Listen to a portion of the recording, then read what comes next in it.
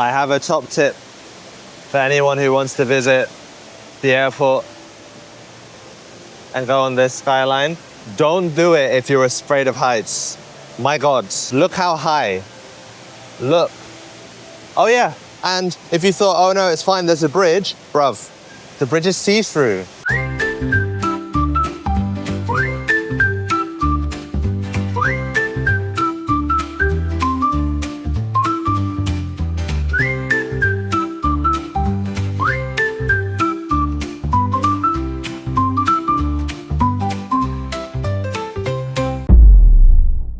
Singapore is a city inside a garden. That's their own words. And I've been here for a week, and I guess that makes me kind of an expert. Here is my definitive list of everything that you need to do when you come to Singapore. This is the Jewel. Say hi, Jewel. First up, arguably the most iconic, is the Changi Jewel.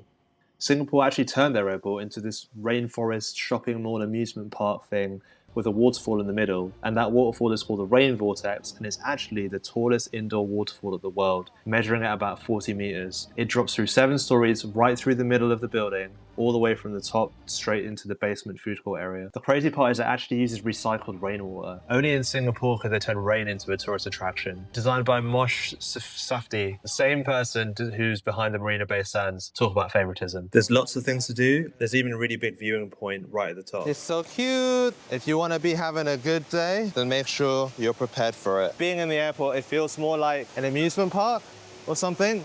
Everything is pristine, loads to do. There's got to be about 10 or 12 like different attractions, like a trampoline bit, there's like a walking bridge bit, giant waterfall bit, there's a garden bit everywhere. I'm really scared because look how high the bridge is. My God. Hey, let's go to solid ground now, please, come on. The building's really unassuming, but there's loads of yummy food in here.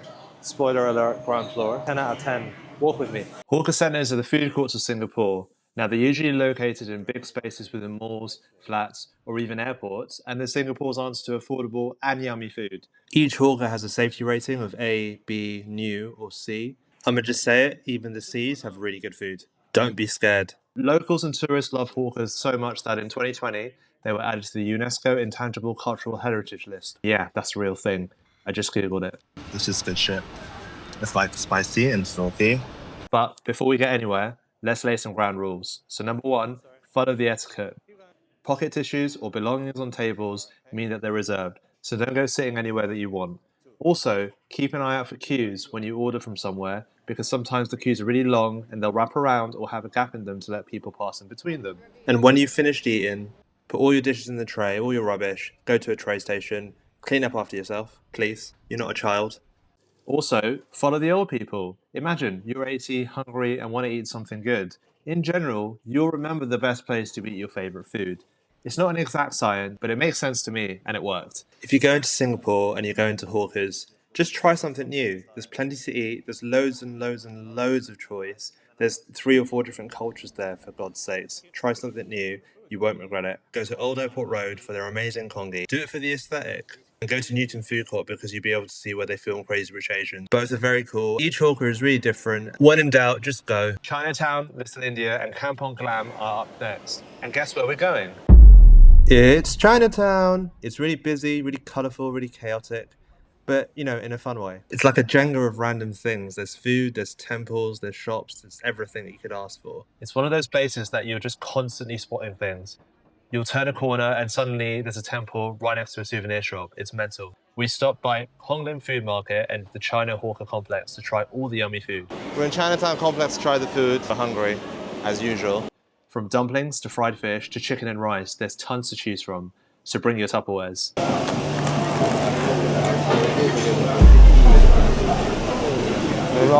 I'm biased, but Little India is my favourite part of Singapore. As soon as you step off the bus or the metro, MRT, the colours, the music, the smell, everything is just turned to 11 out of 10. It's busy, it's loud, it's a little bit chaotic, but in a way that makes you feel like you're in India, or at least Wembley Market, you know, back in the day. Everywhere you look, there's something going on. Markets, flower stalls, bright buildings, and of course, food. If you want food in Little India, just go to the Tekka Centre. It's got everything you need from breakfast, lunch, dinner, snacks, desserts, drinks, anything. We got sambal, eggs, papadum, salad, biryani. Best food that we've had. I got a third one of the day. I figured out what makes it so good. They make it with condensed milk. And they do the thing where they go like that. Whatever happens inside me, this is worth it. I'm flying tomorrow. Little India is to Singapore what Leicester is to the Midlands. Ealing and Southall and Wembley are to London. I can smell the smell of Indian stuff. Oh shit. That is the biggest fucking cockroach I've seen in my life. Look at that guy. Don't mess with them, man. What was I saying? Probably wasn't important. It's crazy, like, Singapore is this place where you walk in a similar fashion to London, but probably more extreme. You walk 2 streets and it's just completely different. Now we're in Kampong Glam. Right in the centre of it is the Sultan Mosque with a massive gold dome. The path away from the mosque is a collection of narrow streets, one of which is Haji Lane, which I think is the narrowest street in Singapore. It's quite trendy, it's a bit hipster, but all the shops are really cute and boutique, as you can see. Watch out for the tourists though, because there's a lot of us. We just ate lunch here at Zim Zam. It's very busy. It's, let me take that, haha. It's in the Muslim district, right opposite a mosque, big mosque. Here's a look inside the restaurant. The menu is chocker full of choices. And it's a sort of lively, intimate, busy space, but the food is made to order and the kitchen's right next door if you want to have a look. There's like a samosa on the inside, fries on the outside. Highly recommend it. 10 out of 10 food, 10 out of 10 service. It just looks a bit rough, but the food is peng. Gardens by the Bay looks like something straight out of Avatar, not The Last Airbender, the one with the blue people. It's a huge grove with loads of tall trees that light up at night. And if you're into doing free cool stuff, start your evening at the Supertree Grove for the 7:45 Garden Rhapsody. Maybe get there a bit early because it gets packed. Find a good spot and just relax and watch the light show. Ladies and gentlemen, boys and girls, Gardens by the Bay presents Garden Rhapsody. Watch the Supertrees come to life as we unveil a dazzling showcase of lights and musical trees. Tonight we present A Journey Through Asia. It's only a 15-minute show. As soon as the music ends at 8 o'clock, you should walk straight to the Marina Bay Sands. You're heading for the event plaza for the waterfront for Spectra. It's right outside the river entrance of the shopping centre there. Both shows are 100% free. Spectra is a high-tech symphony of fountain jets, giant 12-metre glass prisms, and lasers that shoot across the entire bay.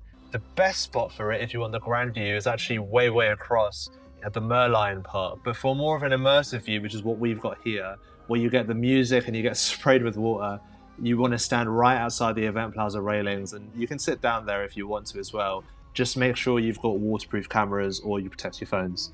Another top tip is if you go through the Marina Bay Sands shopping mall, it's got great AC, great toilets, and great window shopping spots. Me and him will see you later. For the best wildlife experience, head north to Mandai. It's 4 massive parks, the Singapore Zoo, River Wonders, which is home to the pandas, Bird Paradise, and the world's first night safari. River Wonders isn't your typical zoo. It's actually Asia's only river-themed wildlife park. Everything here is built around the world's most famous rivers, from the Amazon to the Ganges to the Yangtze. Instead of continents, this place is organized into rivers and ecosystems. So you're basically traveling the world one river at a time. There's over 11,000 animals here across 260 species. It's one of the largest collections of freshwater animals in the world. This is, for some reason, where you find the giant pandas in Singapore. In fact, many tourists, including us, came specifically for the pandas. Because we're here to see the pandas. There's plenty of space there for them to do what they do best: eat, sleep, and pose for tourists. You've got everything else from monkeys to capybaras, stingrays, and alligators. It's easily one of the most unique parks you'll find anywhere. We're here?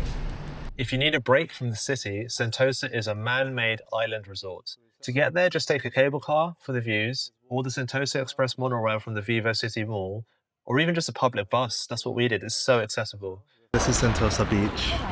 Not many people know this about Sentosa Beach, but it actually has its own 7-Eleven is there. It actually has its own rope bridge. What's that? That's the sky. What's that island? I don't know.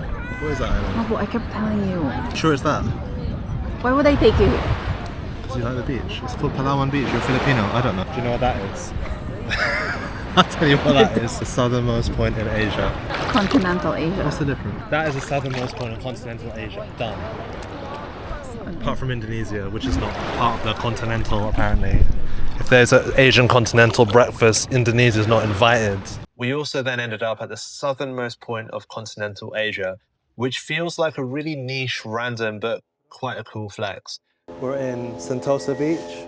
We're actually in apparently the southernmost point in continental Asia, apart from Indonesia, but not the non-island part of Asia. If you actually want to get there, go to Palawan Beach in Sentosa and cross this tiny little suspension bridge, which is quite cool, but also when it gets busy, it's a bit scary. There's also this sensory-scape sound installation thing, which is like natural sound, but not really, which is basically Singapore, you know, it's natural, but not really. I didn't really care because I saw a peacock, so I was very, very happy. Apparently buses here are easy, cheap, clean.